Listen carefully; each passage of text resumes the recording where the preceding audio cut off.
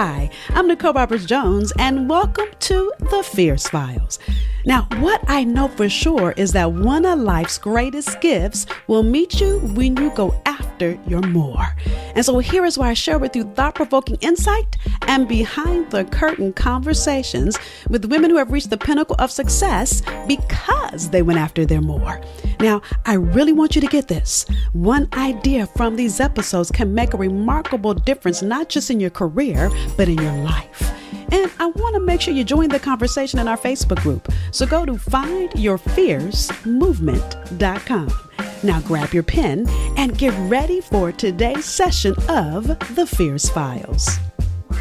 All right, well, welcome to this episode of The Fierce Files, and today I am excited to introduce to you Felicia Leatherwood. Now, Felicia is known as the hair whisperer. She is an international renowned celebrity stylist, a natural hair advocate, a consultant, and an educator.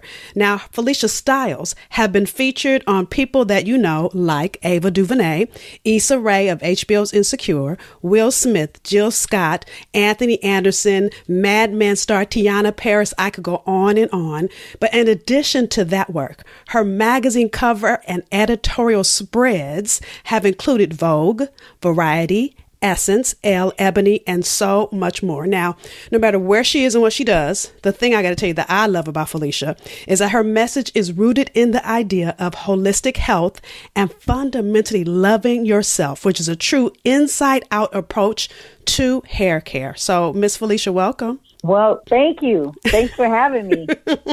I'm excited to have you here now. You know, I'm excited because I have been in the front row seat of your journey, I would say, right? And so you know, we've heard all your fabulous resume, but I remember back in the 90s, here I'm going way back now, aging ourselves, right? When I used to come to your apartment and get my hair done, right? And the reason I'm sharing that is because that's when I had the creamy crack in my hair, what I call it, right? That's when I had my perm.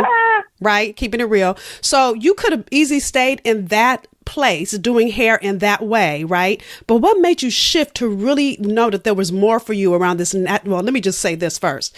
You were the first person that I really saw out there advocating for women to wear their hair natural. So I want to just commend you for that.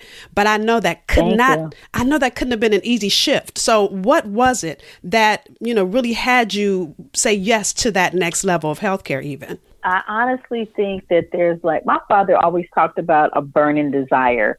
I just remember when we were younger, he would always say, it's the burning desire that's going to keep you moving forward to the things that you're wanting and asking for. And so for me, the burning desire was to reach out to women that looked like me, that had my texture of hair, but didn't understand themselves, didn't understand their hair, didn't understand their skin.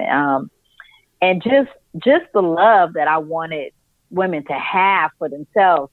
And that came from just a lot of women sitting in my chair telling me things where they had negative images and negative feelings about who they thought they were, you know. And so me hearing all these different stories made me say, you know what? I want to give something that I feel I have to some of the women. And that is a level of confidence in being natural.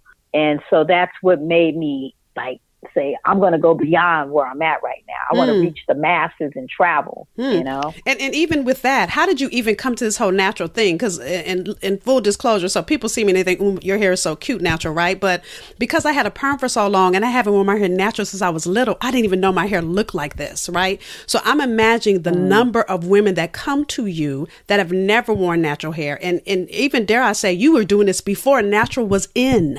So what even gave you that inclination to go to this place that no one had gone before? Well, honestly, I got to say, it was me dealing with my own woes. Growing up, my mom not knowing how to do my hair, right? You know, me trying to figure it out, getting teased at school, bullied because I didn't look like the other little girls or I wasn't cute or whatever it was. You know, all those those particular situations lead you to a different place. And so I feel like, you know, at the end of the day, it was about how I was dealing with my own issues and being insecure. And once I felt better about getting an understanding on that, that's when I felt like this is something that other women should feel. They should feel love of self. They should feel good. And I want this for them by way of doing their natural hair. Right. You know? Right. And that all sounds great on this end, right? But I really want you to think back, because this was, now it's in vogue. It's cool to have natural hair, right? But then it wasn't, Felicia. I saw you doing stuff and I was thinking, gosh, she is so bold to be talking about natural hair when nobody thought it was cute. Let me keep it all the way real, right? Except for probably you, right?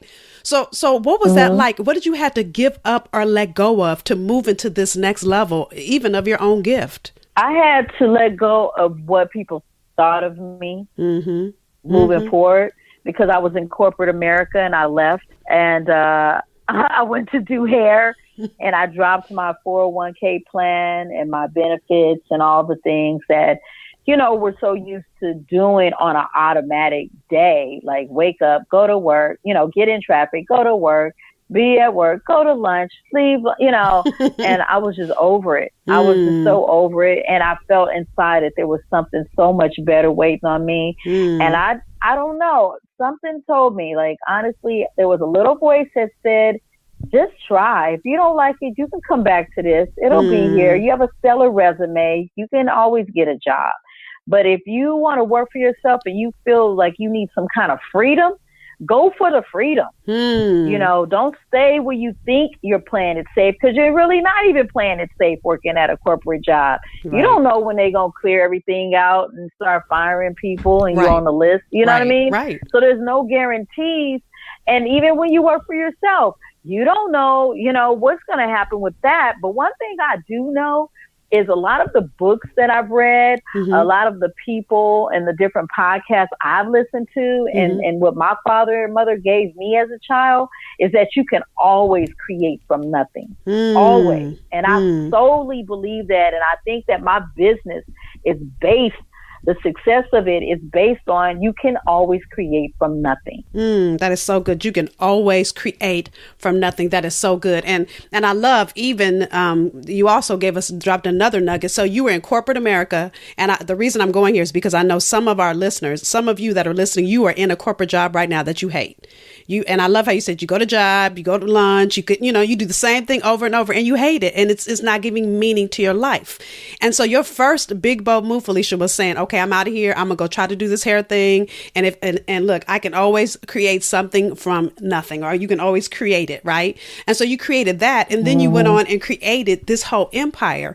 And the thing that is so, in an industry where you would never think this would happen, right? You travel the world. It's not even the country. I've seen you in Paris and London, right? Teaching natural hair care. So what in all of this that you've learned over the last 20 years, dare I say, being in this space of doing the thing that you love, and I know that you've had to up level the way you've done it over and over again, right? So what has standing in your truth really done to your ability to grow your career, your business? Well, that's an interesting question. So that question has levels to it. Well, give us some levels, girl. So you're saying, well, because you're saying, like, let's go back to this question. Let me make sure I understand it. Repeat that for me. We're going to break it down a little bit. We're going to stop here and take a quick commercial break, and we'll be back for more. Hey there, women of power, of purpose, of passion, women of intention. Yes, you are already successful, but there's a rumble in your belly, like a secret yearning for something beyond what you already do at work, beyond your corner office, your expense account, or your six-figure salary. And if you say yes, then let me tell you that rumble is there because there's more for you to do. And what if that more allowed you to wake up every single day full of immense joy, doing work you love, working with people you love, and creating the impact you were born to make in this world? Oh, and get paid for it. Yes, it's possible.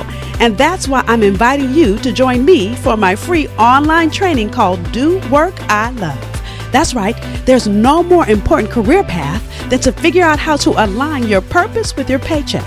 So go to doworkilove.com and register to join me. See, I can't wait to share with you the strategy, the insight, the tools you need to take that rumble outside of your belly and make it real in your life. That's why I'm excited about what I'm going to teach you doing doworkilove.com, so that you can get your brilliance, your purpose, your fears out in this world. If that's you and you're ready, I'll see you at doworkilove.com. So what is standing your truth? And I'm thinking about every time, like the first truth moment when you were in your corporate and you were like, this ain't me. That's standing your truth, right? Then doing hair. Mm-hmm. And you could, again, when you go to cosmetology school, you guys, they teach you, well, let me say this, and I'm not a cosmetologist, so please correct me if I'm wrong. I don't believe they teach you how to do natural hair. They teach you everything else but, right? Especially for African Americans, right? And so, again, you had to do something that you didn't know, right? Well, and see, so, that's why. Go ahead. So that's why I feel like there's levels to that, because when I was in corporate America, I just didn't feel good in that traffic, to be honest. Like it was just a mundane, like it was just every day. I felt like a hamster in a wheel. So I said, I got to break free. So then there was that. And there was like stepping out and standing on the fact that everybody was telling me, you sure about this? You probably should get a backup job. You need security. How do you know it's going to work? There's 1,000 hairstylists and on every corner, and beauty salons on every corner. Right. What's going to make yours different? So there was that level, and that level was, you know what? I don't even know if this is about all of that. Like sometimes when you want to start a business and you have all these people telling you all these things, maybe what you're trying to do is not even about anything they're saying. Right. Maybe it's just something in your soul that you feel you got to do it. Right. You have to. Right. You know, when you feel it like that, you got to go through with it because it's in your soul and it calls to you. And so, you know, people have all these rules and what ifs and all this stuff, but at the end of the day, there is like a level of, there's like this layer. It's invisible, but it exists. And in that layer is the abundance that we live. And when you reach that layer of abundance and knowing that you deserve, knowing that you can create from nothing, that you can step out of only, you know, a lot of us stay in the belief system a lot. And the belief system is when you first put your shoes on. But when you start walking, that's when you step into the knowing part. Come on. And you have to step into the knowing. And so when you get to that part, that's when you just keep going. You cannot stop. It's something in your soul. So the level of me leaving corporate America to go to cosmetology school, it was in me. It was something I played with as a child, doing hair. Everybody in the neighborhood getting their hair done. And I knew how to do it, doing it on the weekends from corporate America, you know, from my corporate job. So then there was that level. Then there was the level of getting to cosmetology, finding out, oh, I have to have a license to do natural hair or to do what I do. Okay, well, let me get the proper, because that was the other challenge, is the fact that, like, I'm going to school, having to shut down work, not making income, you know what I'm saying? Right. To go to school to get this license, you know, and it was like a year or so for being in school. And even in that space, right? Because when you have a big corporate career and you're making great money, I love that you just said that, for you to make a decision, I got to quit. Because one thing to do it on the side, it's another thing, I got to quit now, I go to school. You know, what was that decision like in that moment to let go of your paycheck, to go after your purpose, your passion, this thing that was rumbling in your soul? And this is where that invisible layer comes in, okay? This is the part where people they need to see it because they don't believe it, right? Okay, so in that invisible layer was me sitting down with myself and saying, how is it going to be possible? Okay, right? And they say abundance is for everybody. Right. Tap into that thing where you get what you want. So I'm like, well, let me test this thing out because I got nothing right now. Right. You know? Right. Like, all the cards on the table. I don't see a way to make this work. So I said, okay, abundance, you know, in this field of where everything lives and is created. Create for me that I can go to school, but make money somehow. I don't know what it's going to look like. I know I'm willing to do the work. So show me how to get everything I want and it work out. And I'm because I'm willing. I'm willing and able. Right. And girl, what I can tell you is the smallest little things lead to the biggest things that you receive. Little stuff. Maybe you just, you know, there's a lady that you see every day and you say good morning to her. Small things. And she knows what you do. So she goes and tells somebody else who's looking for a person like you in your field. And then that leads to something else. And long story shorter, I was able to get the income, get the money for school, and still make money in school. And it was just open. It just opened up. Right. And, you know, I love that you shared that, because what so many people don't realize is in my, and those of you that have been in my community, you hear me say this Bible verse all the time, Hebrews 11:1, faith is the substance of things hoped for, the evidence of things not seen. And most people try to wait till they can see it before they move. And I love how you said you got to be out in the middle of, you got to put your shoes on, be walking in it for it to show up. Yeah. And I love it. I love it that you were willing to do it afraid. You were like, I know I'm meant to do this. And this is my prayer, Lord, you need to figure it out. I say that all the time. Like when I'm doing something, I know I'm meant to do it. I don't know how the heck I'm going to do it. I'm like, Lord, you need to figure this out. Right? I'm out here on faith. No, you tell me. Right. And that's everybody has their process. I mean, I love talking to God. I do. I mean, you know, I have a friend like, well, how do you know this guy? I said, I don't care. I got my own relationship here. Don't mess me up. Right. You know what I'm saying?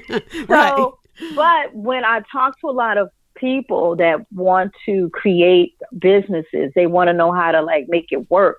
I talk to them from a state of what does resonate with you? What resonates with you? Would you absolutely, unequivocally, I didn't say that word right, but you know what I'm trying to say.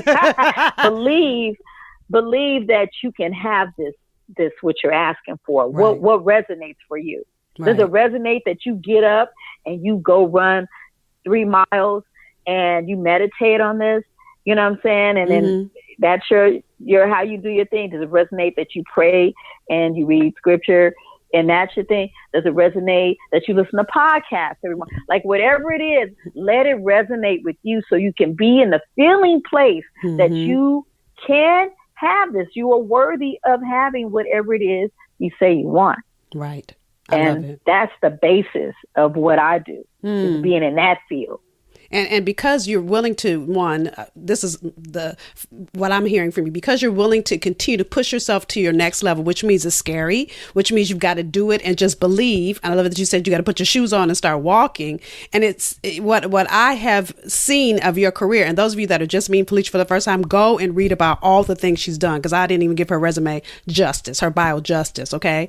But literally looking at all the levels of accomplishments that a hairstylist, dare I say, you know, back in the day from, you know, traditional hair would never have been able to do. But because you were willing to be uncomfortable, you were willing to continue to move to your next, you were willing to not be okay with ordinary or just mediocre. That's so good, Felicia. Yeah. That's so good. So if you had to give women 3 steps that they have to take, 3 steps, 3 strategies, 3 things they've got to do to literally implement today so that they can live in their own more, which is what I call it here in the Fierce Files, right? And really it's that thing that, like you said, it rumbling in your soul, that thing that is crying out to tell you to do. If you could give women 3 things they had to do to go and do it, what would they be? One is, you know, find groups that are doing what you do. You need to surround yourself with people who also believe the same way you believe, because you're going to need that support, because in us, in every one of us is this built-in mechanism of fear. It's you know, this fear will show up and it doesn't look like fear all the time. It'll feel a little bit like procrastination or anxiety. And so you have to be aware. You have to be aware of that, you know. And so there's you want to be around people who can support you when you feel weak to keep going. The other thing you want to do is you want to make sure before you start number 2, I love that you said fear. So, you know, what's funny is I just started this whole clean eating thing, right? And this is related, y'all. Roll with me. So what I realized in this clean eating thing, and you know me, Felicia, I love cake, cookies, anything that I don't need to be eating is everything. I love to eat chips, all that stuff, right? And so, and one of the things I've learned is that sugar is in everything. And I'm sharing that with you because anytime you feel any negative emotion, I love you said that, it's fear. And fear is in so many things and we don't realize that it's attached to that. So when you're in overwhelm, it's attached to fear. When you're frustrated, it's attached to fear. When you all the things that will keep you from your next level is usually attached to something you're afraid of or something that you're resisting. So that's so good. I just had to put that out there, because what happens is we just, especially as women that that we've already got to a level of success. So we keep thinking that, okay, I'm going to keep doing the same thing over and over to move to my next. And it doesn't work the same way. Mm-hmm. And usually we're so comfortable that we want to be familiar. And often if we're trying to go to our next level, we've got to get out of comfort, which means fear is going to be present. Yes. Mm-hmm. Yes. There's a book that I talk about called Outwitting the Devil. It's I forget the author, but you'll find it. Outwitting the Devil. It is a phenomenal book because it is based on identifying those fears, and it's comical in a way too, because you're able to laugh at yourself at the same time and see where you're hiding, where your fear is hiding, and where it comes out. So you become more self-aware. Right. But so what I was going to say is, so number one, you want to get in with the group that supports the vision. You want to listen to podcasts like this one. You know, you want to read books that resonate with you. Sometimes, and I know you have diverse listeners, but I know I talk to a lot of people of color, and there's some training that we haven't had when it comes to reading and enjoying what we're reading. Right. And so just because like sometimes people hear the word, read a book about finance or investing, they're like, oh my God, that's boring. I'm not reading that. You know, and then you have other people that love it. Like my brother loves that stuff. Right. You know, right. And so for the people out there who are like, I just want to do it. Okay, got you. How about you get audiobook? Right. You don't want to read it. Right. Put it on the audiobook, listen to the podcast, but you got to get it in you, because even when we're resistant, even when you think someone's not listening to you, drop seeds and pearls of wisdom, it gets inside. Yes. And it gets inside your soul and it grows eventually. So you want to treat yourself in that way. You want to feed yourself with good information, good knowledge, even if you feel resistant, even if you don't know that it could be for you. Well, can I really do it? Keep hearing it, keep listening, keep surrounding yourself with it, because one day it's going to get up in you so good that you got to do that thing that's been burning in your heart to do. That's good. So that's my second. Thirdly, I have come to realize that a lot of our success comes from how we feel about ourselves. My one friend says a lot of our success comes from is about how we feel about ourselves. Like how successful you are is how you take care of yourself, what your thought patterns are, you know what I mean, what your day-to-day operation is, like if you have a regimen. And I have a friend who says how you do one thing is how you do everything. And so I think that when you get a self-awareness about you, when you are in a place of creating and you start to get, frustrated or tired, it's really good to be self-aware and not know how to snap yourself back. So what I started practicing is self-love. Self-love is probably one of the highest gifts you could give yourself, and it will totally contribute to the success of anything you do. Right. It's the simplest practice you can take, and all you do, honestly, this is going to sound very corny to somebody, but you got to get in the mirror. You got to get in the mirror and you got to look in your eyes and you got to say you love yourself. And I don't mean like I love myself. I mean, you got to say your name. Right. I love, like whoever you are. Right. I love Michelle Smith. And say it to yourself 3 times. Right. And sit with it. Don't get on the phone in between it. It's a form of meditation, because a lot of times we're looking for people to give us a feeling of security that we haven't given ourselves. And so if you're creating a business or a relationship or anything in your life, even a diet plan, and you're looking for someone to give you the security that you're still not giving you, or the love you're not giving you, it can't flourish properly. It's like a plane trying to land and it's coming in crooked. Right. So you got to make sure that your channels are open to receive the abundance and the love, but you got to give it to yourself first. Ooh, that's so good. Does that make sense? Girl, it totally does. And even thinking back to your story at the beginning, when you were in corporate, what was happening is you weren't giving yourself love through the job you had. And in that moment, even though you probably didn't realize it then, you were giving yourself love by saying, I can't do this no more. I'm out. I can't do this. Right. So that's so good. That's so good. That is so good. But you gave us so many nuggets. Look, and I write notes during podcasts because, look, I'm learning. I'm a student. So, and I usually write really fast. But so the 3 steps that, and please correct me because I write fast and then I have the nerve to not be able to understand my own handwriting. So number 1, find groups that do what you do so it can nurture and foster your growth. And then I love how you talked about fear, because what happens is if you are with a group of people that are in the journey with you. So if I use myself for an example, and Felicia and I know this because we've had conversations about this, most of my girlfriends are not entrepreneurs, right? And so when I first started this 25 years ago, they'd be great happy hour mates. We could go shopping, but I can't call them about a business and talk to them about, girl, what should I do? And let me run this past you. They don't know. I mean, wonderfully supportive, but they don't know. And then when you're scared, when you have people around you that are in the journey with you, they can call it out like, girl, bye, stop playing small. I have an accountability partner that will call me out. I'm like, will you stop watching me? She's like, girl, I feel you playing small. I need you to step up. I'm like, ooh, Jesus, stop watching me. But you need that. You need it. And number 2, educate yourself is the second thing she said. Listen to podcasts, reading books. And I love, girl, my favorite thing to do is listening to audiobooks. I love you said that. I love to read because here's what I know too, you guys. In addition to reading, I'm going to add to her number 2 is then writing. So keeping a journal when you're reading. So when things stick out for you, when you write them down and then you write what comes up for you, it is so cathartic to write out. And sometimes you don't even realize how it's landing on your heart until you begin to write. I heard John Legend say a couple years ago that he writes songs sometimes and he's like, wow, I wrote that, because he doesn't even know what's in him. You know what I'm saying?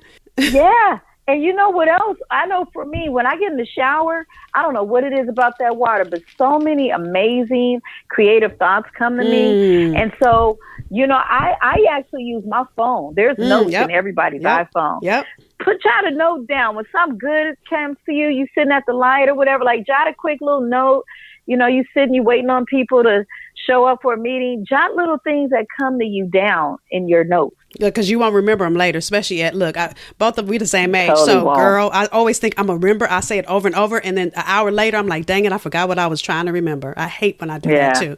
So jot it down. And I use my iPhone too. So I love that. That's a great tip. And then the last one, I'm going to call it, you need to have self-love. You said, check on how you feel about yourself. But really what you were advocating is really finding ways to add love to yourself into your life. I love that. And I do mirror work too, girl. So I thought I was the only one. So good.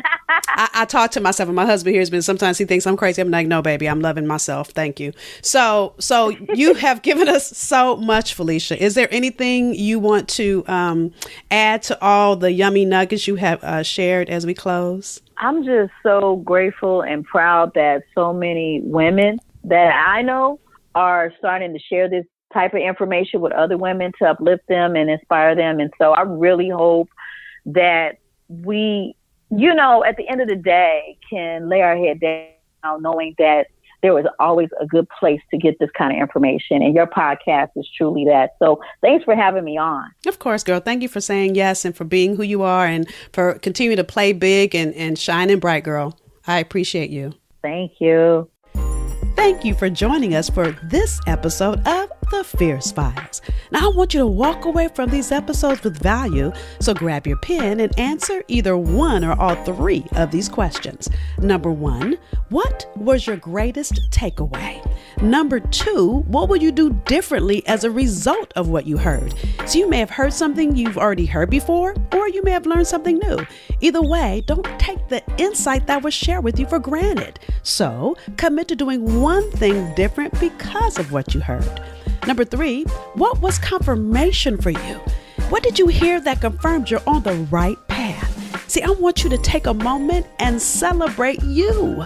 Too often in our journey, we focus on what we're not doing and we forget to celebrate what we are doing. So what was something that showed you that you're headed in the right direction? Now, I want you to share your answers. Share your answer to either number 1, what was your greatest takeaway? Number 2, what would you do different? Or number 3, what was confirmation for you? And share it in our Facebook community. So go to findyourfiercemovement.com and use the hashtag FierceFiles. Now, each experience we encourage, support, and celebrate as a community. It allows us to expand in possibility and wisdom, in encouragement and love. Now, we've invited you into our community to deepen our journey with being the answer someone needs and in being committed to your next level. So until the next time, be extraordinary, be unapologetic, be bodaciously you, go and be fierce.